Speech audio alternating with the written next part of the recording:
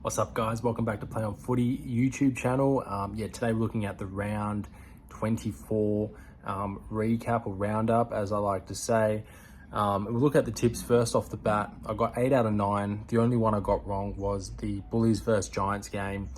Giants had a couple of outs, 3 outs, which were pretty pivotal, I think, in this game. One of them being Brent Daniels, so that, he was easily their best player last week. So having him out of the side just to rest up for finals, I totally understand. But in doing so, it's obviously costing them a top 2 finish, really, because they would have finished above Port Adelaide, but that's okay. Bullies got home. But we'll start off with the Melbourne and Collingwood game. It was a big thundery night on the Friday. Collingwood obviously were wanting to, I guess, play with a bit of pride just to end off the season. But Melbourne, all credit to them, were hanging on for a little bit there, but then obviously fell away towards the end, albeit without Clayton Oliver and Petrarca. And even Lever. I think Lever was an out from Melbourne down the back line. Obviously May wasn't playing as well because he had ribs or spleen issues.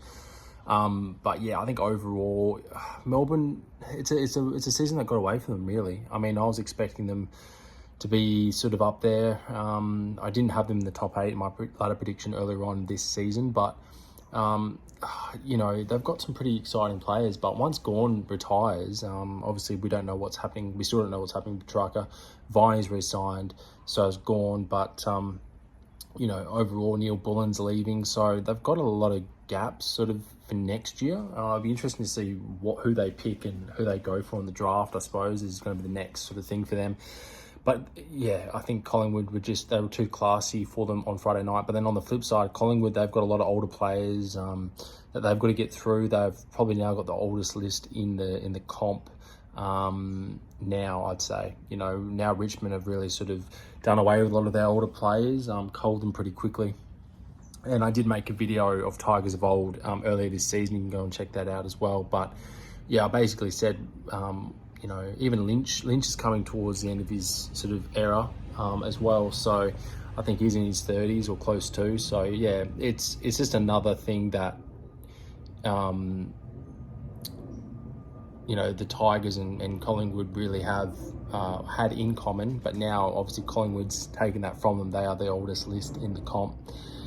Talking of oldest list in the comp, Cats somehow keep on getting it done. Obviously, it's against the Eagles, GMHBA, 92-point winners, I think it was.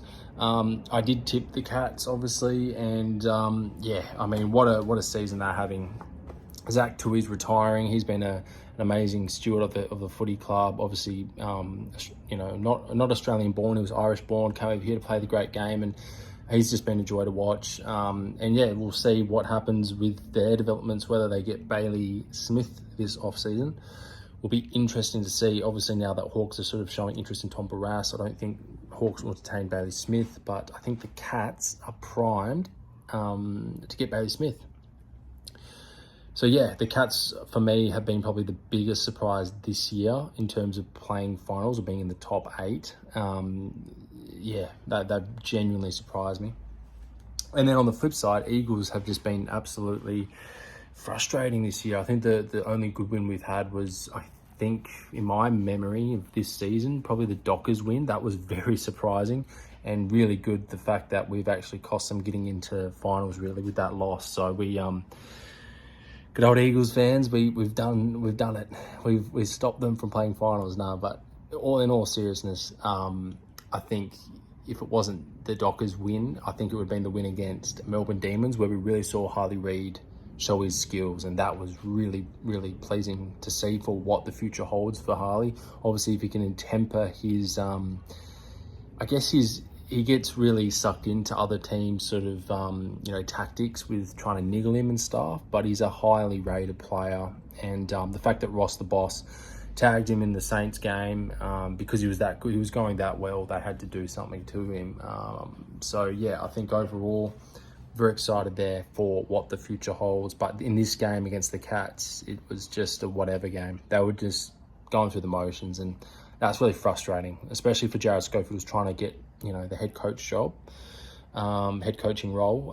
It's really it's annoying for not only Jared, because I'm sure he wants the best from the players, and the players want to do well, but at the same time, they just fall back into that sort of they can't be bothered mode. And in the game against North in Launceston, it was complete opposite. They genuinely cared. They wanted to compete and win.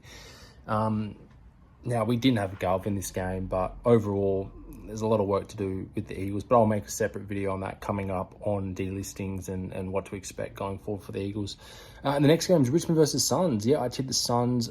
Great to have Dimmer send off Dustin Martin and Grimesy and Marlon Pickett after the game. And I think overall, you can really sum up the season of the Suns as sort of pretty hit and miss. I think there's a lot of growth to come from this season for them. But on the flip side, I think if I was Dimmer, I'd be sort of going, okay, I know who I can rely on within the group to get the job done and who I can't. And I think that is pivotal going forward as a football club, because they are very, I guess, I don't want to say tentative, but they don't really know what success looks like. And I think that's why Dimmer's there, obviously, just to guide them through that. But yeah, Dimmer's got a lot of work to do, as well as the Suns, to really keep on climbing the ranks to play finals, which is what he's been hired for. And then on the other side of the fence, Richmond in this game, obviously they didn't win, but I think they have a clear path of what they need to do. Now, is Adam Uze going to be a great developmental coach for the next transition? Which really is Richmond trying to get some youth. I mean, that is the main key. And that's going to be yet to be seen. And I don't have doubts. I think because Eagles and Richmond are sort of in that similar position where, who's going to rebuild the quickest? And we don't want to talk about North, because the North rebuild has been dragging on and on and on. But really, both powerful clubs, and it'll be interesting to see, compare the pair really, to see who is going to get the job done most effectively. So yeah, I can't wait for that for next season. Next game, Hawks and North. Wow, 124 points shellacking. This one, I didn't even watch it. I mean, I love watching the Hawks generally. I watched like one quarter and I was like, this is just an absolute embarrassment. Again, I don't want to throw shade at North, because I actually like their players that they've got. If I was a North supporter, I'd be, I mean, I'm an Eagles supporter, so I can empathise, I guess. But overall, it wasn't crash hot. And then, for the Hawks, wow, 0-5 at the start of the season, and now they're playing finals. Unbelievable. Seriously, I don't think I even had them in the top 8 on my ladder prediction. So that is an absolute feat. And just goes to show Sam Mitchell knows his stuff. And when he was at the Eagles, he was highly rated and knew exactly what needed to be done, and who was, he was a great development coach. That's what a lot of people have said. So the fact that he's getting this result so quickly, I don't want to say so quickly, but it's pretty effective. His method, whatever it is effective, and that is what you need in a football club. Can't wait to see how that transpires for this rest of this, final series and campaign. Next game is Lions versus Bombers. This one was at the Gabba. Seeing off Dyson Heppel, obviously he's retiring. Nick Hines just today has been announced he's retiring, as well as Tex Wanganeen.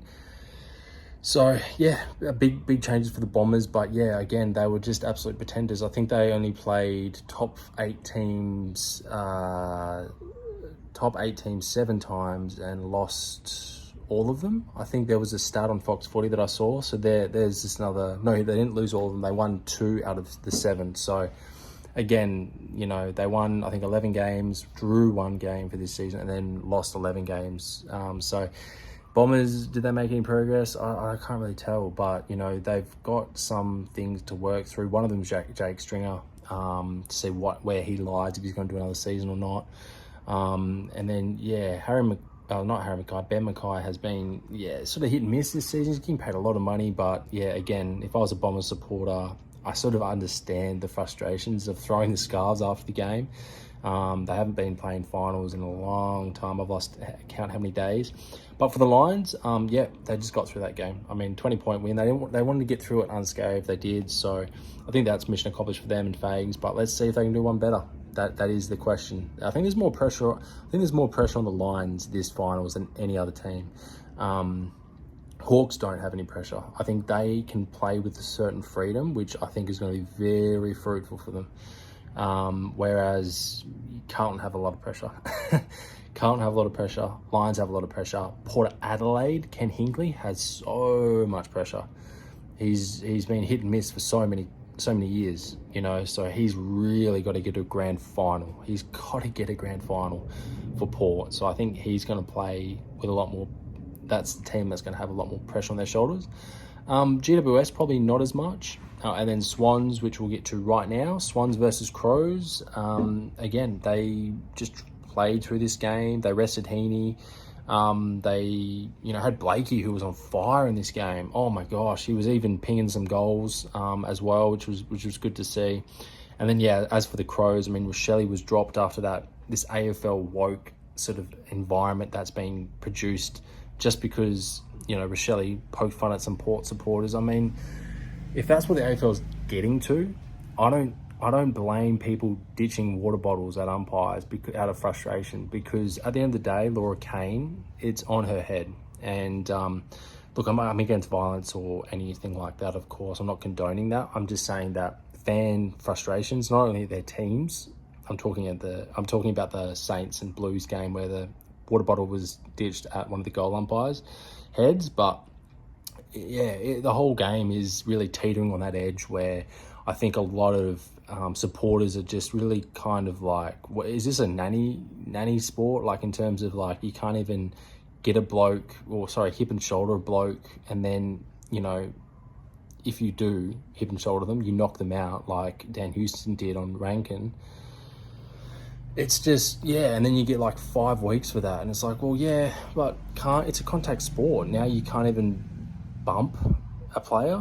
And then if you do bump a player and you knock them out, you're done. Like, anyway. So that's another thing that I think is going to be sort of reviewed at the end of the season by the AFL. But back to the Swans and Crows game. I think the Swans, they've done pretty well this year. I mean, they're on top of the ladder. So all games bar the Richmond loss, which was a real surprise. That 1 point loss to Fremantle, which was a little bit, and then you had that 100-point loss to Port. I mean, that was worrying. I can't actually remember a top 2 team getting belted this late in the season by 100 points by another team. I really can't. But if you can, let me know in the comments below. And the Crows, I tell you what, they need some good players on their list. If anyone needs good players on their list, it's the Crows. So they've got to get to work this off-season in this draft. Next game, Bullies and Giants, very equal teams. I'm looking forward to them both playing their respective games in the final series. I think the Giants' outs did hurt them in this game. I do firmly believe the Giants are better than the Bulldogs, but all credit to the Bulldogs. I think their game plan and style and the way they move the ball and their toughness around the contest obviously won them the game. Look, the Giants, don't write them off. I'm not writing them off this final series, so I've definitely got hope, and I'll be watching them closely. Next game, the Blues and the Saints. If I was Vossi, I'd be fuming. He held himself really well, considering, in the press conference after the game. That late snap, which was an absolute curler by Jack Higgins to get that goal to be 2 points up with like 12 seconds to go, basically summarizes the Blues season. Look, if there's one team that doesn't deserve to play finals, and look, to be honest with you, even if Freo did win against Port, they don't really deserve to play finals in my opinion either. But if there's one team that doesn't deserve to play finals, it is the Blues. They are absolute pretenders this AFL season of 2024. And the Saints, they just love it. Ross the Boss loves upsetting another team, especially Carlton, let's be honest. The Saints, they've got to get back to work. They finished 6th last year, and then this year I think they got 13th or 12th. Overall, Saints have the best ruckman in the league, in my opinion. Marshall. Steele's been great for them. Philippou looks fantastic. I can't wait for him to really keep blossoming at AFL level next year under Ross. I think that's really exciting to see. Wilkie's been great in defence. It'll be interesting to see where Josh Battle ends up, whether it becomes, into another team. I'm not sure. I don't think it's going to be Hawks, because obviously Tom Barrass is more than likely going to the Hawks this season. But it'd be interesting to see where he ends up. And the last game, Dockers versus Port. As I said to you at the beginning of this video, as an Eagles supporter, I feel very proud and privileged to say that the Eagles did get up the Dockers in terms of we won in the Derby to make sure that they didn't play finals, which is, yeah, it's pleasing to hear. But do I want Dockers to have some success? Of course I do. I think it's great on WA football. And yeah, you know, you don't want Port Adelaide having one and Dockers not to have one. So look, you know, one day it'd be nice to see them hold up some silverware. As for Port, as predicted, I did tip Port, and yeah, that wasn't any surprise. They have got Alex Pearce out, they got Josh Tracy out, they had Sean Darcy out for the Dockers, so I knew it wasn't going to be much of a I mean, it was a close 20-point game, but I knew it wasn't going to be under too much threat for the Port Power to not get it done, which they did, so I'm happy with that. So yeah, 8 out of 9. What do you guys reckon? Comment down below, like and subscribe. Which was your favorite game? I look forward to hearing your comments, and I'll see you in the next one. Cheers.